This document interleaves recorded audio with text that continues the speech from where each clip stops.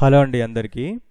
మొన్నటి strong falling తర్వాత మనం డోజీ రావాలని ఇక్కడ అనుకున్నాం. కాకపోతే ఆ రోజు మనకు గ్యాప్ అప్ అయ్యి up side and down side రెండు దిక్కులో వెళ్ళి అందరినీ కన్ఫ్యూజ్ చేసింది. మనకు ఈ రోజు కూడా డోజీ వస్తుంది అని మనం నిన్నటి వీడియోలో అనుకున్నాము. కాకపోతే ఏంటంటే ఈరోజు డోజీ అయితే వచ్చింది, కానీ మనం అనుకున్నట్టుగా డోజీ రాలేదు. యాక్చువల్గా ఏంటంటే మనకు డౌన్లోనే రావాలి ఈ డోజీ అనేది. ఓకే, మనకు పైన వచ్చింది, పైన వచ్చినా కూడా ఏం ప్రాబ్లం లేదు. దీన్ని ఎట్లా ఆలోచించుకోవాలనేది నేను చెప్తాను. చూడండి, మనము చాలా వరకు మొన్నటి వీడియో ప్రకారం కూడా చూడండి, స్ట్రాంగ్ ఫాలింగ్ వచ్చింది. లో లెవెల్కి వచ్చినప్పుడు 100% నెగిటివ్ నుంచి వెళ్ళి పాజిటివ్ న్యూస్లు కన్వర్ట్ అవుతూనే ఉంటాయి. హైకి వెళ్ళినప్పుడల్లా మనం నెగిటివ్ న్యూస్తో భయపెడుతూనే ఉంటారు. మార్కెట్ వెళ్తూనే ఉంటుంది, ఈ న్యూస్లు భయపెడుతూనే ఉంటాయి. ఇన్వెస్టర్స్ ఇన్వెస్ట్ చేస్తూనే ఉంటారు. ఈ భయపడుతూ ట్రేడింగ్స్ అటు ఇటుగా చేసే వాళ్ళు చేస్తూనే ఉంటారు. నెక్స్ట్ ఇంకొకటి, నిన్న ఒకటి జరిగింది, ఈరోజు కూడా అదే జరుగుతుంది ఖచ్చితంగా అని చెప్పేసి వితౌట్ స్టాప్ లాస్ ట్రేడ్ చేయడం. చూడండి, నిన్న అగ్రెషన్ ఫాల్ వచ్చింది కదా.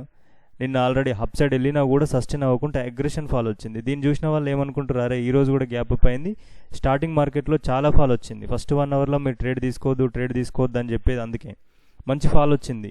ఈ ఫాల్ చూసిన వాళ్ళు ఏమనుకుంటారు, అరే నిన్న కూడా గ్యాప్ అప్ అయి పెద్ద ఫాల్ వచ్చింది, ఈరోజు కూడా సేమ్ ఉన్నట్టుంది, ఈరోజు కూడా పెద్ద ఫాల్ అవుతుందని దబా పుట్ సైడ్ ఎంట్రీలు తీసుకుంటారు. అది కంప్లీట్గా రిటర్న్ వెళ్ళిపోయింది. ఎలా వెళ్ళిపోయిందో కూడా మీకు చెప్తాను. ఈరోజు మీకు 1 అవర్ క్యాండిల్ని కూడా మీకు పోస్ట్ చేసిన 10 మినిట్స్లోనే టార్గెట్ ఇచ్చింది. కాకపోతే చిన్న టార్గెటే, ఒకే క్యాండిల్ ఇచ్చేసింది. ఆ తర్వాత రీట్రేస్మెంట్లో కూడా ఎంట్రీ వచ్చింది. దాని గురించి కూడా నేను క్లియర్గా మాట్లాడతాను. ఆ తర్వాత రేపటి పరిస్థితి ఏంది అని కూడా చెప్తాను. ఈ చిన్న ప్యాటర్న్ గురించి ఒక్కసారి మాట్లాడుకున్న తర్వాత దాంట్లో అనాలిసిస్కి వెళ్దాం. చూడండి, మనకి ఇప్పుడున్న పరిస్థితిలో హై పైన వచ్చిన డోజీతోనే సమానం ఇది. ఇప్పుడున్న సిచ్యువేషన్స్లో అయితే మనకి ఇది ఆల్రెడీ మార్కెట్ ఫాల్ ఉన్నా సరే, కానీ ఇప్పుడు మనకి 2-3 రోజుల నుంచి వెళ్ళైతే ఇదే హై. ఈ హై పైన ఇటువంటి డోజీ ఫామ్ అయింది మనకు. ఇప్పుడు ఈ డోజీని ఎట్లా ప్రిడిక్ట్ చేస్తాం? ఇప్పుడైతే ఈ రిజెక్షన్ చాలా ఇంపార్టెంట్. ప్రస్తుతానికి ఉన్న దాంట్లో ఈ రిజెక్షన్ చాలా ఇంపార్టెంట్. డౌన్ సైడ్లో ఈ రిజెక్షన్ ఇంపార్టెంట్. ఈ రెండింటికి ఇది మనకి ఇన్సైడ్ క్యాండిల్గానే ఉంది ప్రస్తుతానికి. కాబట్టి ఏంటంటే ఈ క్యాండిల్ లో బ్రేక్ అవుతప్పుడు మనకేంటంటే లో బ్రేక్ అయ్యి సస్టైన్ అయితే మాత్రం ఇంకా డౌన్ సైడ్ వచ్చేస్తుంది. ఈ లోని మనకు టార్గెట్ అయితే ఉంటుంది. ఇంకా అప్ సైడ్ వెళ్ళింది అంటే ఈ హై బ్రేక్అవుట్ అవ్వగానే మనకు నెక్స్ట్ ఇంకో రెసిస్టెన్స్ నియర్ బై ఉంది, కాబట్టి దీన్ని మనం ట్రస్ట్ చేయడానికి లేదు. దీనిపైన కంప్లీట్గా సస్టైన్ అయితే మళ్ళీ టెస్టింగ్ మీద బయింగ్ చేసుకుంటాం. మళ్ళీ గ్యాప్ ఫిల్ చేసేంత వరకు మనం వెయిట్ చేస్తాం. ఇటువంటిది అనేది ప్రైస్ యాక్షన్లో ఉంది. ఓకే, రేపు ఏం జరుగుతుంది? రేపైతే పెద్ద క్యాండిల్ వచ్చే ఛాన్సెస్ అయితే ఉన్నాయి. లేదు అంటే మాత్రం ఈ రిజెక్షన్ పార్ట్స్లో ఈ క్యాండిల్స్ ఉన్నాయి కదా, ఈ సెకండ్ క్యాండిల్ రిజెక్షన్ పార్ట్లో మార్కెట్ ఉండిపోయే అవకాశాలు కూడా కొంతమేరకు ఉన్నాయి. ఈ లో బ్రేక్ అయినా ఒక ఎంట్రీ ఉంది, హై బ్రేక్ అయినా ఒక ఎంట్రీ ఉంది. లేదు అంటే ఇక్కడికి వెళ్ళిన తర్వాత రిజెక్ట్ అవుతే మళ్ళీ ఇక్కడ నుంచి ఈ లో వరకు మనకు ఒక టార్గెట్ ఉంటుంది. డౌన్ బ్రేక్ అయ్యి సస్టైన్ అవ్వకుండా మళ్ళీ లోపలికి వస్తే ఇక్కడ నుంచి మనకు మళ్ళీ హై టార్గెట్ ఉంటుంది. ఇంకా ఇంతే, ఈ మార్కెట్లో ఈ రెండే ఉంటాయి. ఒకవేళ రేపు అనాలిసిస్లో ఎలా ఉంటుంది అనేది ఒకసారి చూద్దాం. ఈరోజు 1 అవర్ క్యాండిల్ గురించి ఫస్ట్ మాట్లాడుకుందాం. ఎంట్రీస్ ఎక్కడ వచ్చినాయి, ఏం కథ అనేది. ఓకే, అనాలిసిస్కి వెళ్తే ఫస్ట్ అయితే మనకు గ్యాప్ అప్ ఓపెన్ అయింది. ఇది మనకు 1 అవర్ క్యాండిల్. తర్వాత మనకు అనాలిసిస్కి 15 మినిట్స్కి తీసుకెళ్తా. చూడండి, ఈ క్యాండిల్ చూడండి.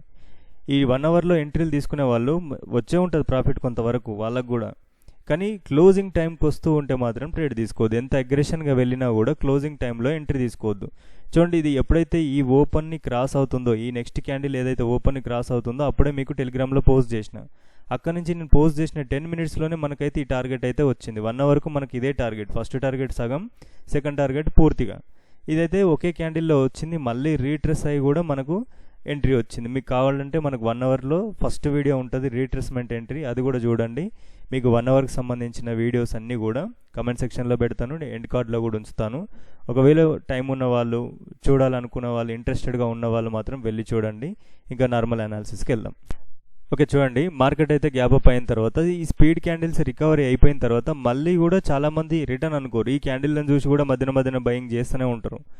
కాకపోతే ఏంటంటే మళ్ళీ ఏదైతే లెవెల్ ఉందో అదే లెవెల్ని ఎగ్జాక్ట్గా టెస్ట్ చేసి అప్ సైడ్ అనేది వెళ్ళిపోయింది మార్కెట్. ఓకే, ఈ సెకండ్ టైం అనేది అంత ప్రాపర్గా వర్క్ అవ్వదు. చాలా సందర్భాలలో ఫెయిల్ అయ్యే అవకాశాలు కూడా ఉంటాయి. కాబట్టి ఫస్ట్ టైం వచ్చిన 1 అవర్ ఎంట్రీనే పర్ఫెక్ట్గా ఉంటుంది. సెకండ్ టైం మాత్రం రిస్క్ ఉంటుంది. స్టాప్ లాస్ హిట్ అయినా పర్వాలేదు అనుకుంటే మాత్రమే సెకండ్ టైం ఎంట్రీ తీసుకోవాలి. ఫస్ట్ టైం అయితే ఖచ్చితంగా మనం స్టాప్ లాస్ పెట్టుకొని తీసుకోవచ్చు. ఓకేనా? ఆ తర్వాత ఇప్పుడు రేపటి పరిస్థితి ఏంది? ఇప్పుడైతే మార్కెట్ ఇన్సైడెడ్గానే ఉండిపోయింది. దీంట్లో మనం ట్రేడ్ చేయాలంటే మన లెవెల్స్లోకి అయితే మార్కెట్ రాలేదు. ఇది 1 అవర్ ఎంట్రీ, చిన్న లైన్ అయితే పెట్టినాం. మొన్నటి నుంచి అట్నే ఉంచుతున్నది.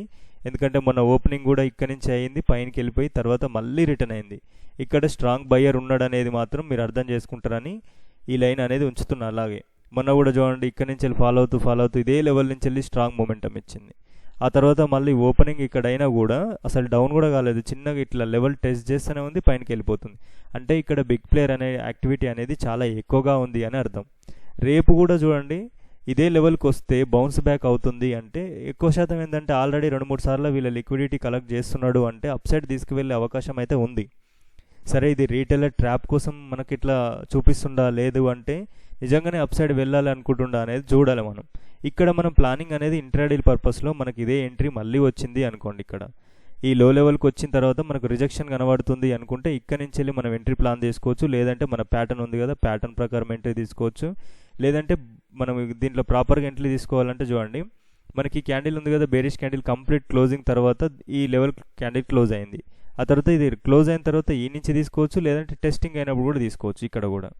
కాబట్టి మనం ఎంట్రీస్ అనేది మెయిన్ కాదు, కాన్సెప్ట్ అనేది మెయిన్. ఒకసారి కాన్సెప్ట్ తెలిసింది అంటే మీకు మంచిగా ఎంట్రీ తీసుకోనికి అవకాశం ఉంటుంది. మీరు ఒకసారి 1 అవర్ క్యాండిల్ వీడియోస్ అన్నీ చూడండి. ఇంకా కూడా ముందు కూడా అన్ని వీడియోస్ చేయడానికి అయితే ట్రై చేస్తా. ఓకేనా.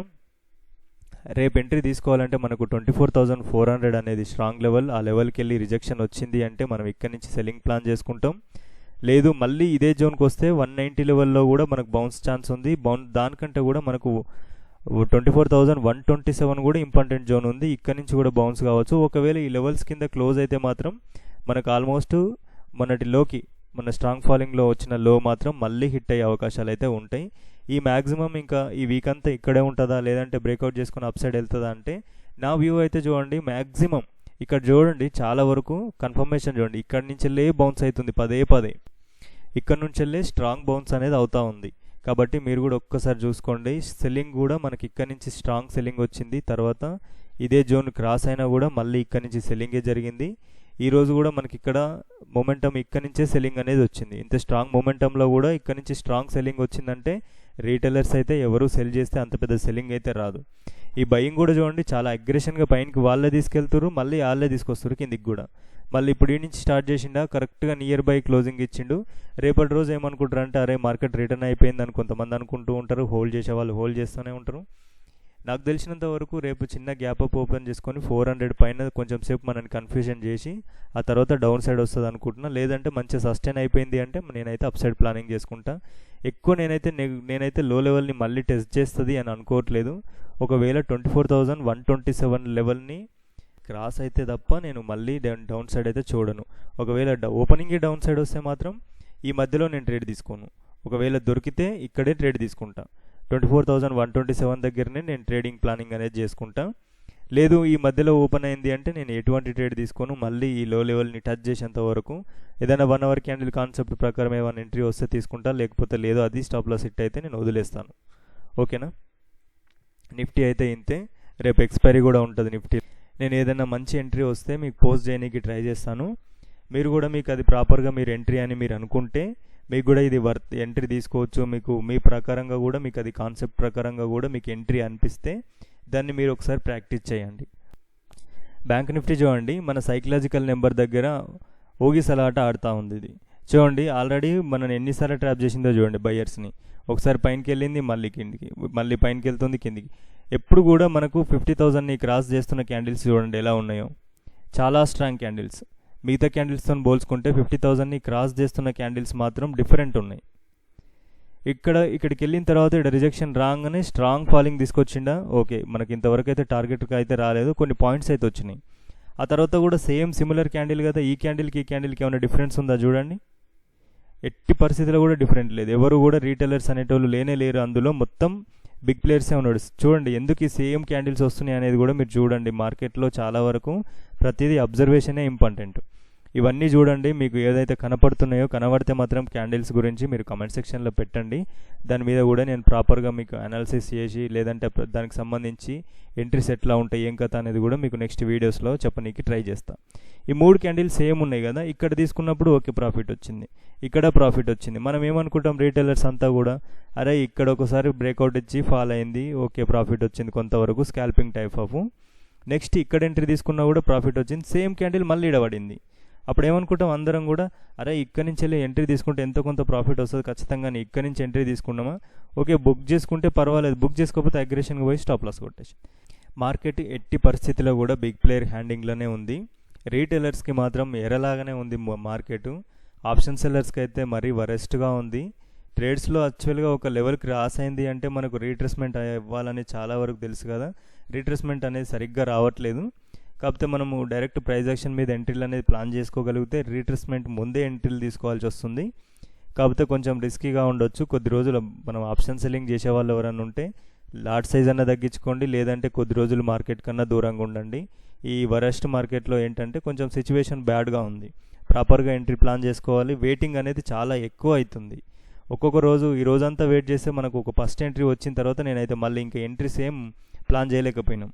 ఎందుకంటే అక్కడక్కడే తిరుగుతుంది, అక్కడే ఉంటుంది మార్కెట్. హైని రీచ్ అవ్వట్లేదు, లోని రీచ్ అవ్వట్లేదు. సెకండ్ టైం వచ్చినా కూడా కాన్ఫిడెన్స్ ఉండదు.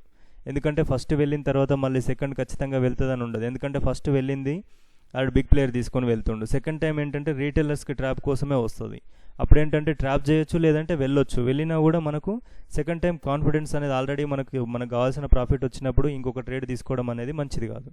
మార్కెట్లో ఇదైతే చాలా వరకు వరెస్ట్ కండిషన్. మార్కెట్లో కొంతవరకు ప్రాఫిట్ వచ్చినాక ట్రేడ్ చేయకండి. బ్యాంక్ నిఫ్టీ రేపటి పరిస్థితి ఏంది చూడండి. మనకు 50,700 లెవెల్ అనేది చాలా వరకు రిజెక్షన్గా కనబడుతుంది. ఫస్ట్ మనకు స్ట్రాంగ్ ఫాలింగ్ రోజు ఇక్కడ నుంచి వెళ్ళి స్ట్రాంగ్ ఫాల్ వచ్చింది. తర్వాత కూడా మనకు నిన్న గ్యాప్ పైన కూడా నియర్ బై వెళ్ళి రిజెక్ట్ అయింది. అంటే ఈ జోన్ వరకు వచ్చింది మార్కెట్ అంటే ఖచ్చితంగా ఫాల్ అవుతుంది. ఎందుకు ఫాల్ అవుతుంది అనేది మీరు చూడండి. మీకు ఇంకేమైనా కనబడుతుందా చూడండి. మీకు ఇదే లెవెల్లో ఏముంది ప్రస్తుతానికి, ఇక్కడ ఏం జరిగింది అనేది మీరు బ్యాక్ టెస్ట్ చేస్తే ఇక్కడ బిగ్ ప్లేయర్ ఎక్కడ ఏం చేసిండో చూడండి. ఇక్కడ స్ట్రెంగ్త్తోని బిగ్ ప్లేయర్ అనేది గ్యాప్ డౌన్ ఓపెన్ చేసి స్ట్రెంగ్త్ క్యాండిల్ అనేది తీసుకొచ్చిండు. మార్కెట్ ఈ క్యాండిల్లో ప్రస్తుతానికి క్యాండిల్ 50% అంతా కూడా సప్లై జోన్ అవుతుంది. ఈ క్యాండిల్ అబోవ్ మళ్ళీ పైనకి వెళ్ళిందంటే ఈ క్యాండిల్ అంతా డిమాండ్ జోన్ అవుతుంది. ఈ క్యాండిల్ని ఒకసారి చూసుకోండి, మీరు చాలా బాగా మంచి ట్రేడ్స్ అయితే దొరుకుతాయి ఇటువంటి క్యాండిల్స్ వచ్చినప్పుడు.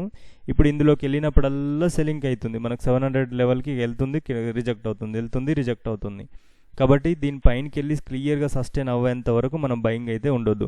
ఇంచుమించు 50,900 వరకు ఇది మార్కెట్ కొంచెం రిజెక్ట్ అయ్యే ఛాన్సెస్ ఎక్కువగా ఉంటాయి. దీంట్లో బయింగ్ అనేది 900 ఎబోనే చేయాలి. మనకు 51,000 ఇంకా మంచి కాన్ఫిడెంట్గా తీసుకోవాలనుకుంటే మాత్రం 51,000 ఎబో మనము ఎంట్రీ తీసుకోవాలి. దీంట్లో మీరు చూడాల్సింది ఏంటంటే కామన్ క్యాండిల్స్ వస్తున్నాయి. స్ట్రాంగ్ బెరిష్ వచ్చినా కూడా మొమెంటం అప్ సైడ్ అనేది స్ట్రాంగ్గా లేదు. మళ్ళీ నెక్స్ట్ చూసుకుంటే సెల్లింగ్ చేద్దామన్నా కూడా పెద్ద అగ్రెషన్ సెల్లింగ్ అయితే రావట్లేదు. అట్లని బయింగ్ సైడ్ వెళ్ళట్లేదు.